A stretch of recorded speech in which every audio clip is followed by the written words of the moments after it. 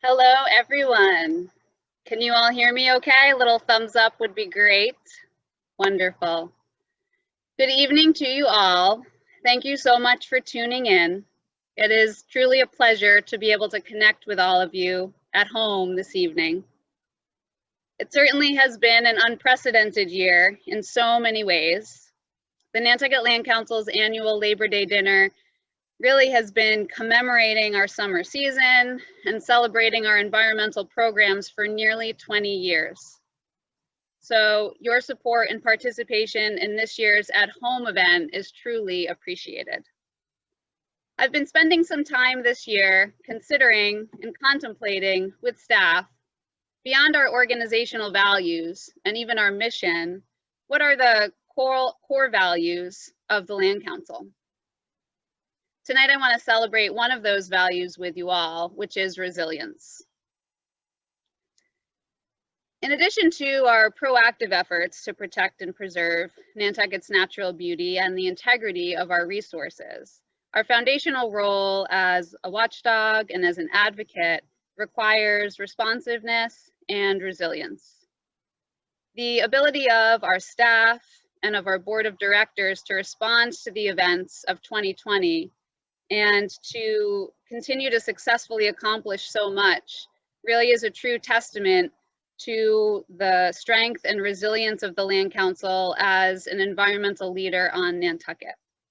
So a huge thank you goes out to our resource ecologist, RJ Turcott, to Meg Browers, our development director, and to the entire board for all of their passion and dedication.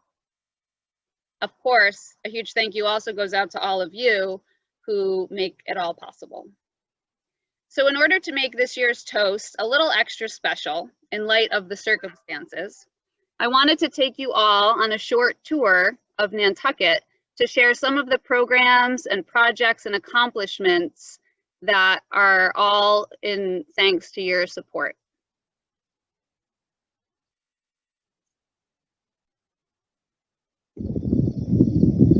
Since last year, we have protected one beautiful 3.5 acre parcel in the Mid-Island area with a permanent conservation restriction and are currently working on 3 more.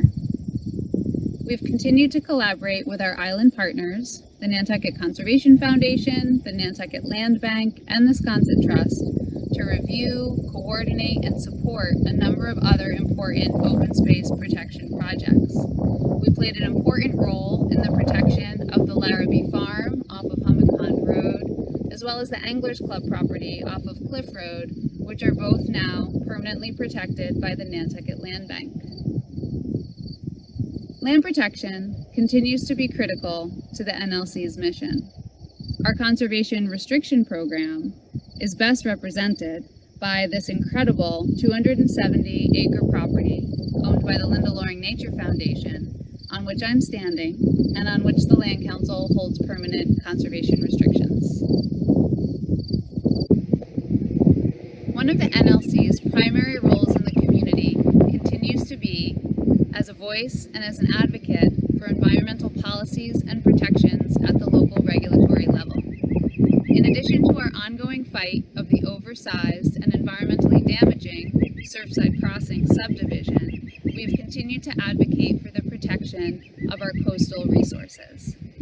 Our shorelines, consisting of beaches, banks, dunes, and dune fields, such as this beautiful stretch of the North Shore behind me, will become increasingly important natural buffers to rising sea levels, greater storms that result from our changing climate.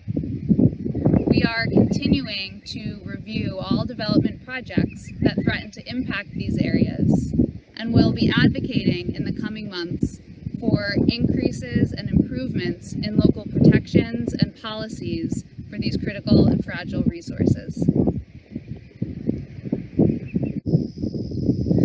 This year, the Land Council has celebrated 10 years of water quality sampling in our freshwater ponds. Our Island Pond Sampling Program began in an effort to better understand and document the health of these important aquatic systems. We now have an impressive library of data available on our website for over 10 ponds across Nantucket, most of which are not regularly monitored by the town. We've also become the leaders of monitoring these water bodies for harmful algal blooms and have given a lot of support to the town to develop greater public outreach around these algal blooms, which can be incredibly harmful to us and to our pets. We recently began collaborating with researchers out of RPI over in Troy, New York, in order to further study these blooms, and have been deploying some state-of-the-art equipment to better understand their health implications and causes. So we will look forward to sharing the results of that exciting research with you in the future. The Nantucket Land Council has shifted significant focus towards the water. From our sole source aquifer and freshwater ponds to our estuaries and harbors.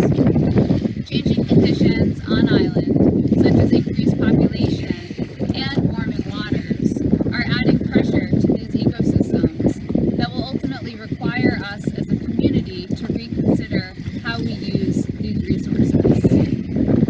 Increasing populations of invaders, such as the European green crab, as well as increasing temperatures, are simply compounding the water quality stress that already exists on our eelgrass habitats. The NLC is now monitoring boat use in Nantucket Harbor using drone imagery, and we will be continuing to monitor the health of and restoring our eelgrass meadows. We're in the midst of an eelgrass restoration project where we are transplanting eelgrass to restore a half-acre bed right here in Monomoy. I am very pleased to let you know that all of our efforts and our work as a water advocate has led to a new and important partnership.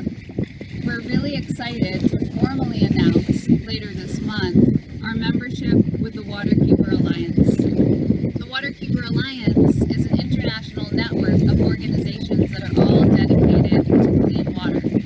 So we really look forward to sharing with our entire membership our new role as the Nantucket Waterkeeper.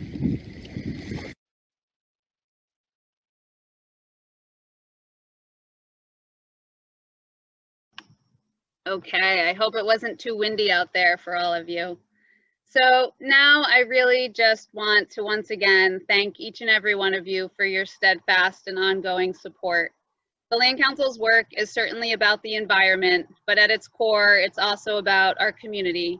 And we can't go on protecting Nantucket's natural beauty and this incredible island without your support. Before I conclude here this evening, though, I want to just take a minute to highlight another one of our upcoming events. Our State of the Harbor Forum, our 4th annual State of the Harbor Forum, will be taking place virtually this year on September 24th. We'll be discussing the state of the harbor in the context of impacts and implications of a changing climate. We will be joined by Pulitzer Prize finalist Elizabeth Rush, who will be serving as our keynote speaker, and she'll be discussing some of the lessons that she learned and what she discovered exploring the resilience of a number of coastal communities in the face of a changing climate and rising seas. We have provided many of you already with a copy of Elizabeth's book, Rising, Dispatches from a New American Shore. Those of you who don't have a copy, please be in touch, as we'd love to provide you with one and hope that you can join us to attend that event. So finally, while I wish that I could raise a glass with all of you in person, I would like to just propose a toast to a resilient environment and a resilient community, and to all of you for all of your support. Hear, hear. Thank you all so much. I hope that you all really enjoy your evening and your meal and your company, and certainly hope that we get to see you all soon. So it's only 6 people. Thank you. Thank you, everyone. Thank you. Thank you so much.